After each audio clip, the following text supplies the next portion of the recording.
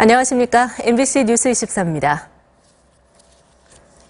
국제사회가 그동안 우려해온 대륙간 탄도미사일 ICBM을 북한이 어제 시험 발사했습니다. 김정은은 이제 핵무기로 전 세계를 공격할 수 있다고 위협했습니다. 김세진 기자의 보도입니다. 어제 오전 9시 40분경 평안북도 방현에서 발사된 탄도미사일이 우리 군에 포착됐습니다. 6시간 뒤인 오후 3시 반 북한은 특별 중대보도를 통해 대륙간 탄도미사일 ICBM인 화성 14형의 시험 발사에 성공했다고 주장했습니다. 국가 핵무력 완성을 위한 최종 관문인 대륙간 탄도로켓 화성 14형 시험 발사의 단번 성공은 적대사변으로 된다. 북한은 화성 14형이 최대 고각으로 발사돼 2,802km까지 상승한 뒤 933km를 39분간 비행했다고 밝혔습니다. 북한은 또 김정은이 ICBM 시험 발사를 승인하는 모습과 문건, 그리고 수행원들과 함께 주먹을 움켜쥐며 환호하는 사진을 공개했습니다.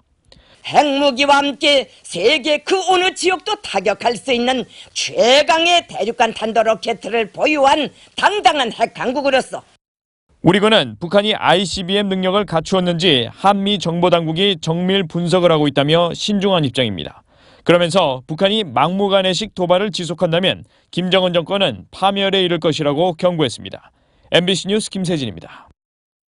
ICBM은 우주 공간에서 탄두의 안정적 비행과 대기권 재진입 기술 확보가 중요한데 북한이 이 관문을 넘는 것도 시간 문제로 보입니다. 김재홍 기자입니다. 화성 14형은 이동식 발사대에 실려 이동하다 발사 직전 지상으로 옮겨졌습니다. 약 18m 길이의 4개의 보조 엔진을 묶은 강력한 추진력의 화성 14형은 지금까지 공개된 적이 없었습니다. 최고 고도 2,500km에서 2,800km까지 상승해 39분에서 40분간 약 930km까지 날아간 화성 14형의 추정 사거리는 약 8,000km. 북한 강원도 원산에서 쏘면 미국 태평양 사령부가 있는 하와이나 알래스카주 전역에 닿을 수 있습니다. 관건은 대기권 재진입 기술의 확보 여부입니다. 탄두가 대기권 안으로 재진입할 때 섭씨 6,000도에서 7,000도의 고온을 견뎌내는 탄소 복합 소재가 필요하고 엄청난 충격을 버텨내며 탄두 외부만 일정하게 깎이게 하는 상마 기술도 확보해야 합니다. 특히 목표 지점을 정확히 타격하려면 종말 유도 기술이 뒷받침돼야 하는데 이 때문에 화성 14형은 이들 기술 중 일부를 시험하는 초기 개발 단계의 ICBM일 거라는 추정이 나옵니다. 하지만 ICBM 개발에 사활을 건 북한의 미사일 개발 속도로 볼 때 ICBM 실전 능력 확보 시기는 더 앞당겨질 수도 있습니다. MBC 뉴스 김재웅입니다. 문재인 대통령이 G20 정상회의에 참석하기 위해 오늘 오전에 독일로 떠납니다.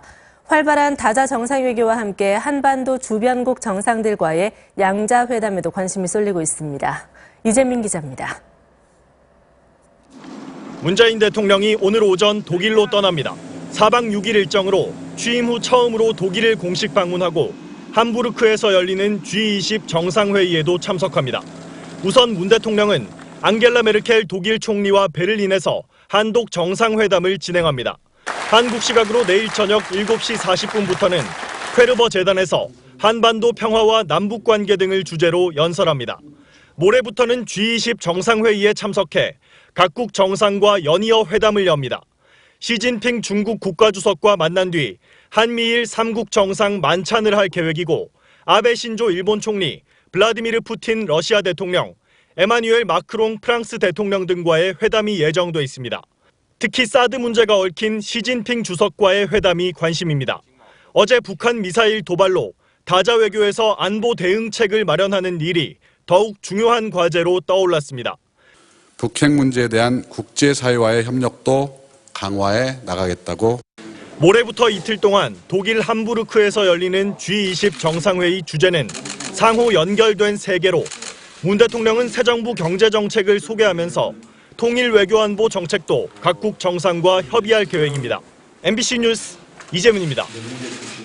새 정부 첫 검찰총장에 문무일 부산고검장이 임명됐습니다. 호남 출신 특수통 검사에게 검찰 개혁이라는 중책이 맡겨졌습니다. 박윤수 기자의 보도입니다.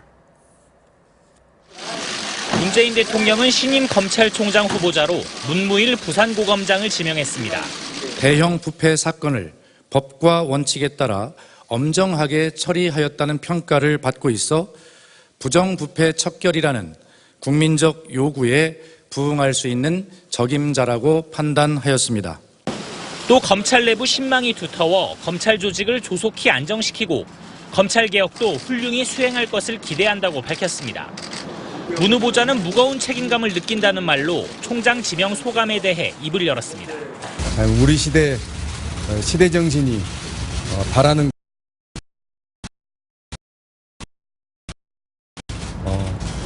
국민을 위하여 노력하겠습니다.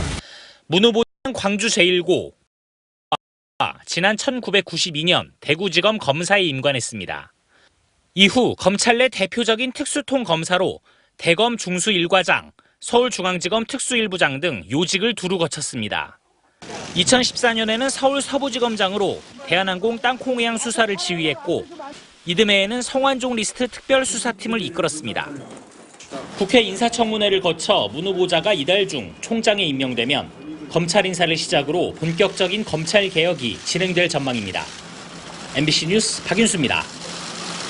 골프 연습장 납치 살해 사건의 피의자들이 시신을 버린 건 맞지만 죽이진 않았다며 살인 혐의를 부인하고 있습니다. 유사한 범행을 계획한 사실도 드러났습니다. 신은정 기자입니다.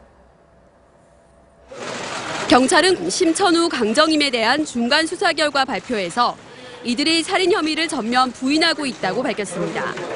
다만 납치 사실과 시신을 버리고 현금을 인출한 사실은 시인했다고 덧붙였습니다. 경찰은 피해 여성이 심 씨와 단둘이 있을 때 숨진 점, 질식으로 숨진 사실이 부검에서 확인된 점 등 살해 정황들을 토대로 심 씨를 집중 추궁하고 있습니다. 특히 이들이 1000여 차례 이상 준비해온 계획 범죄라고 강조했습니다. 지인에게 골프 치는 남성을 대상으로 이번 사건과 같은 방법으로 범행을 제의하는 등 범행 계획을 치밀하게 준비했습니다. 이들은 도주 과정에서 PC방에 들러 게임을 했으며 경찰 조사도 큰 죄의식 없이 담담하게 받고 있다고 경찰은 덧붙였습니다. 지역에서만 수색 작업을 벌여온 경찰의 허술한 대응도 도마에 올랐습니다. 사건 발생 사흘 만에 추적을 받고 경남 함안의 한 야산에 숨은 이들은 고속도로에 정차된 트럭을 얻어 타고 부산으로 이동한 뒤 대구를 거쳐 28일 서울로 올라왔습니다. 경찰은 심 씨와 강 씨에게도 강도 살인 혐의로 구속영장을 신청하고 범행 동기와 살해 방법 등에 대해 조사를 이어갈 방침입니다. MBC 뉴스 신은정입니다.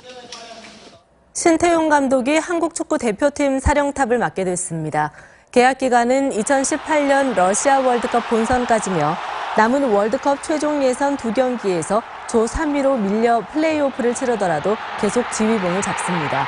신 감독은 작년 리우올림픽에서 올림픽 팀 8강 진출을 이끌었고 지난달 20세 이하 월드컵에서는 팀을 16강에 올려 지도력을 인정받았습니다. 오늘 중부지방은 장맛비가 계속 소강 상태에 들겠습니다. 대신 더위가 기승을 부리겠습니다. 수도권과 경북, 제주 곳곳에 폭염주의보가 내려졌는데요. 서울이 32도, 대구 33도까지 치솟겠습니다. 습도가 높아서 더위 불쾌감도 심하겠습니다. 남부지방에서는 비가 약해지면서 경남지방의 호우특보는 모두 해제가 됐는데요. 오늘도 오락가락 비가 이어지겠습니다.